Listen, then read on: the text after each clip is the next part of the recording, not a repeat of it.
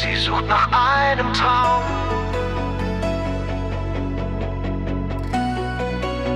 Doch vielleicht sucht sie zu weit.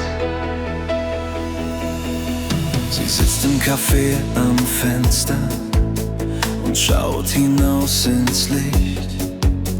Die Welt zieht an ihr vorbei, doch der Richtige kommt nicht. Er soll stark sein und reich sein und tanzen wie ein Star. Er soll kochen wie im Fernsehen und immer für sie da.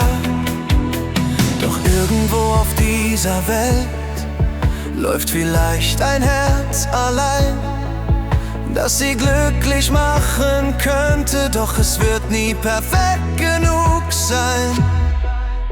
Sie sucht den perfekten Mann, der alles kann im Leben.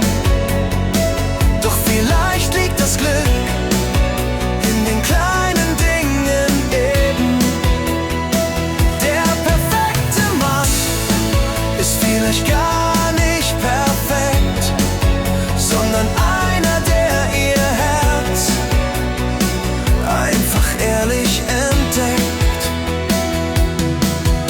So viele gute Seelen standen schon vor ihr, doch keiner war genauso, wie sie es wollte hier. Die Jahre ziehen weiter, die Zeit bleibt niemals stehen.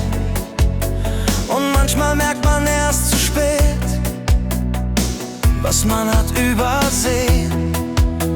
Vielleicht kommt irgendwann der Tag, an dem sie leise versteht, dass Liebe nicht perfekt sein muss, damit sie wirklich besteht.